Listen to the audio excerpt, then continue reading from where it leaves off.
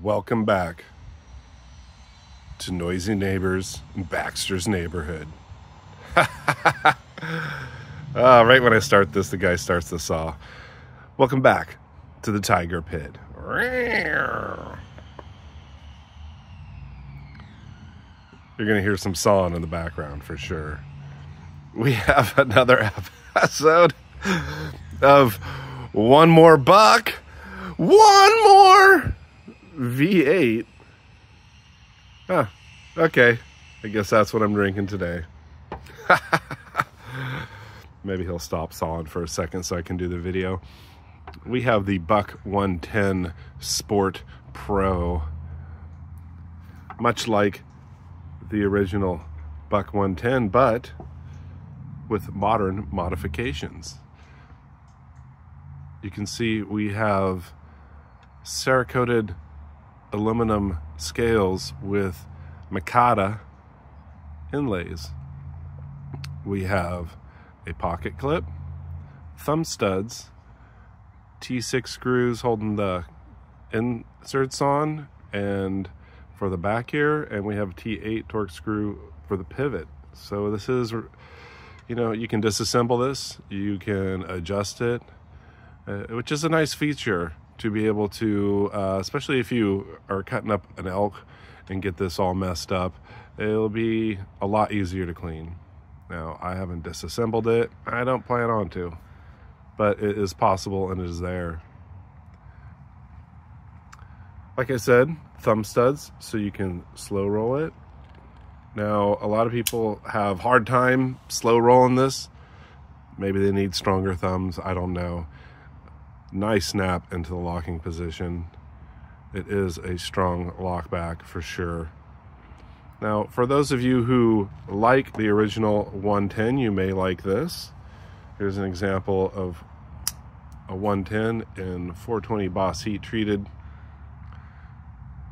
brass African ebony. Much heavier. This is definitely lighter in the micarta and aluminum.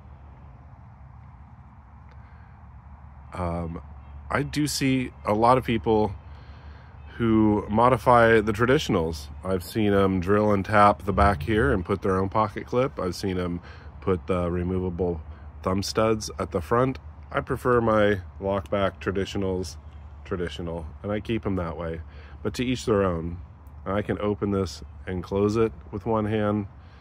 Not everybody can, but if you want something to carry, to be able to open and close with one hand, sometimes you might have to put it on your boot or on your pant leg, and look out when it comes down, it'll bite ya.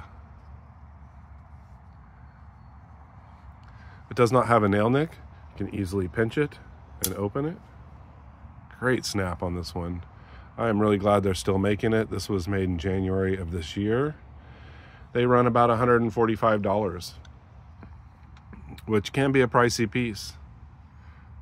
But Boss heat treated steel, an S30V, modern materials. It's actually pretty affordable. I got this for a deal. Chicago Knife Works for $100. Every once in a while you bump on over there and they have sales. I think they're up to $105 on sale. You can see the pocket clip with the Buck anvil there. This is a much nicer pocket clip than the older one on the Slim Pro. Let's bust those out here. So you have Sport Pro, you got a traditional Buck 110, and this is kind of the evolution. This is the Slim Pro in micarta. You can see how much slimmer it is, different blade shape, thumb studs. Also a very light piece, but it is thinner, which is easier in your pocket.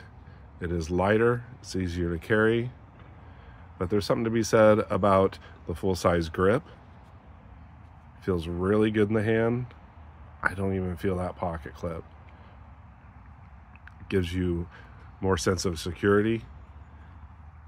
And then there's something about the traditional weight of the original that is really nice for cuts. Now it's a chunk in your pocket. I wear mine in a sheath, but this having the pocket clip, very easy to slip in the pocket. It's a little thicker than other EDCs for sure, but like I said, if you like that full-size handle, it's great with the grip. You can see the Sim Pro has no liners whatsoever, or I guess you'd call them scales in this instance. Really nice. They're not out there that much anymore. You can find them. This is a great alternative for those of you who want them. If you hadn't noticed, I am kind of a Buck 110 addict. I still am going to do a video on my addiction to the 110. I did not want to bust them all out for this video. Just kind of want to do a quick showing of them compared to the Sport Pro. A lot of you guys do prefer the Sport Pro 112. It is shorter. It's like 4 1/8, about the same size as a Trapper. I'm 6'4", 225, bigger guy, big hands. I actually prefer the 110.